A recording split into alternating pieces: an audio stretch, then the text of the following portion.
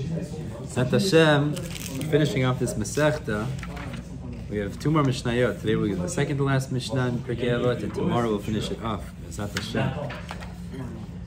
The Mishnah here is Perek Vav Mishnah Yud in Pirkei Avot, and it tells us that there are 5 special things that HaKadosh Baruch Hu created and owns in this world.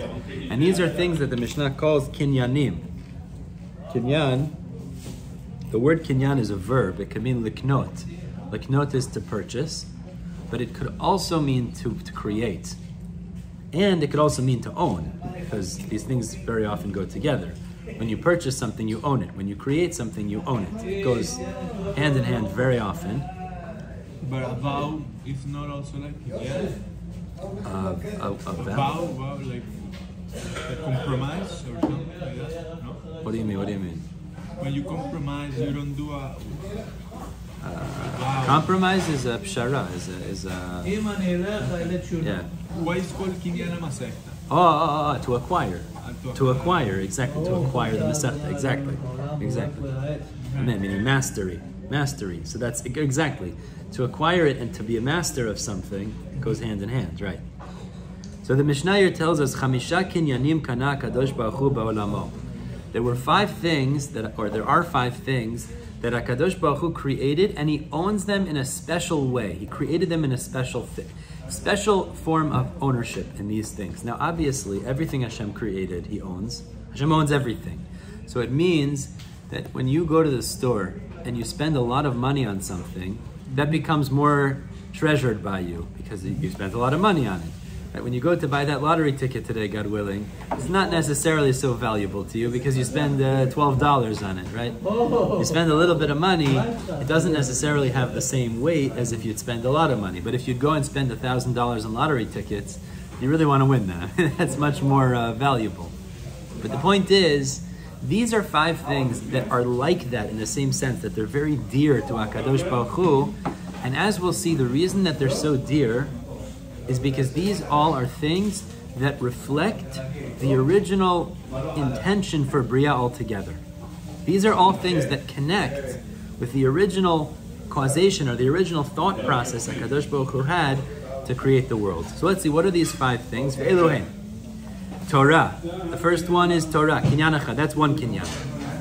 Shamayim va'aretz, heaven and earth, kinyan echad. That's one kinyan. Avraham, 3. Avraham Avinu, kinyan echad. Very interesting. After he passed away, he's kinyan echad. He created Avraham, but was going to see the tachlis, the effects of Avraham in the world fulfilled his original intent. So that's also kinyan echad, something very dear to HaKadosh Baruch Hu. Israel is for the Jewish people is kinyan echad, and Beit HaMikdash kinyan echad. The Beit HaMikdash is the 5th one. Now, as we're going to go through this, we're going to show where the psukim koneh hakol. Buy everything. Hashem created everything and He owns everything. But the Mishnah here is saying these are 5 things that He owns and that are more dear to Him, as the Meforshim explain, because they facilitate or they bring out the kavanah of Maaseh Bereshit, the kavanah of all of reality, like He wants, in the greatest way. So therefore, they're special kinyanim. They're 5 kinyanim dear to HaKadosh Baruch Hu in that way. But Yosef's right. We say every day, v'koneh hakol. It's true. Torah kinyan echad. The Torah is one kinyan minayin. Where do we see this? Dichtiv. It says in Mishlei, Hashem kononi reshit darko. Hashem created me in the beginning of His ways. Kedem mifalav me'az. The earliest of His deeds it was. The Meforshim tell us 974 generations before, it's Avot Rabbi Natan, 974 generations before the world was created, the Torah was already created, and it was sitting with the Malachei Sharet singing Shira to HaKadosh Baruch Hu. Why was it created so much before the world? Because the emphasis is, what's the purpose of creation of the world? So people will keep the Torah and will bring out the will of HaKadosh Baruch Hu, the Ratzon of Hashem.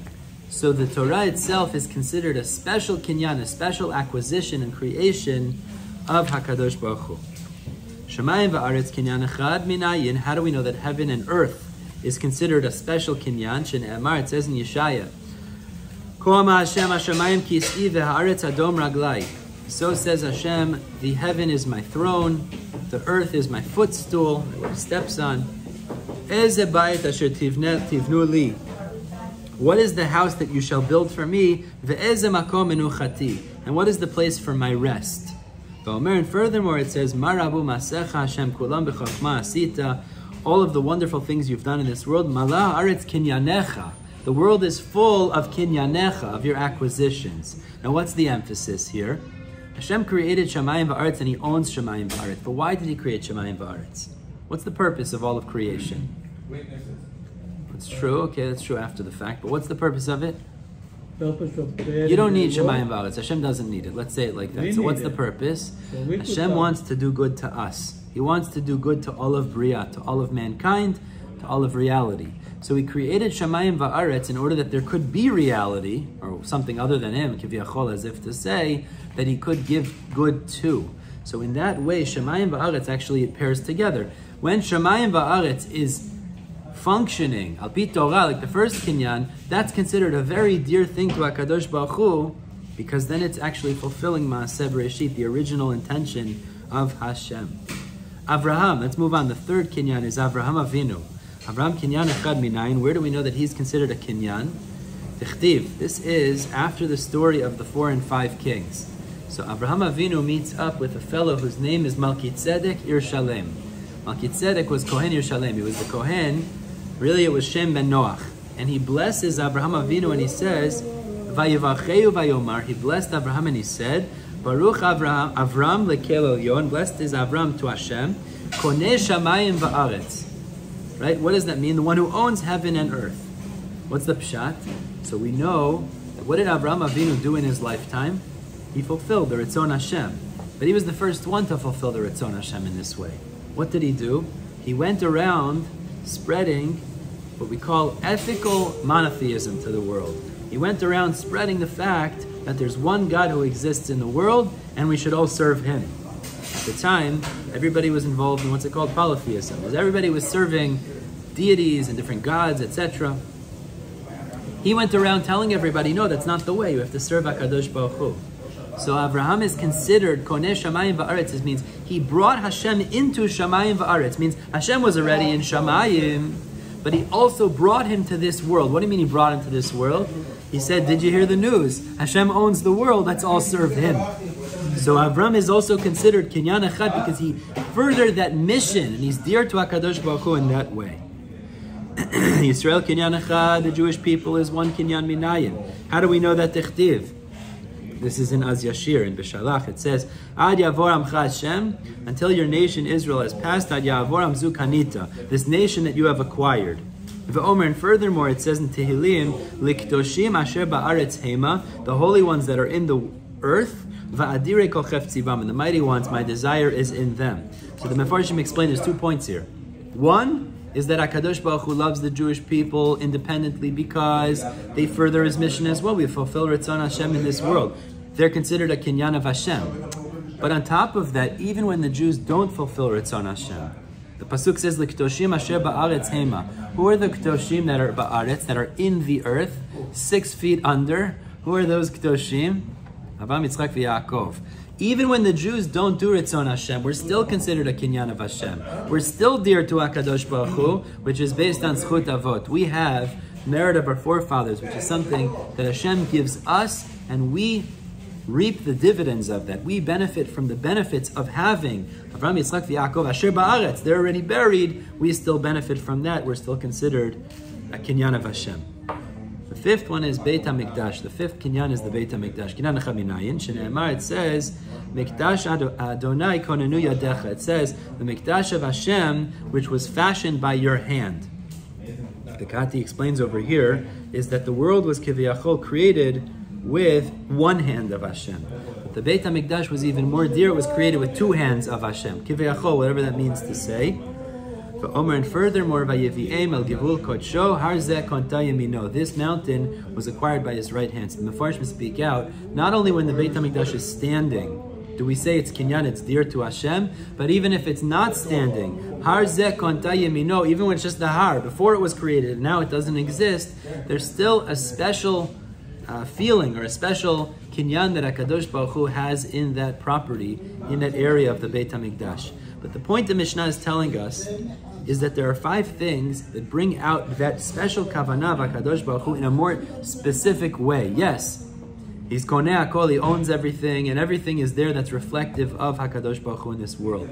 But these are 5 things that in a special way bring out that mission. So I was just thinking to myself, in regards to Shamayim va'aretz, we look around at Bria, we look around at creation.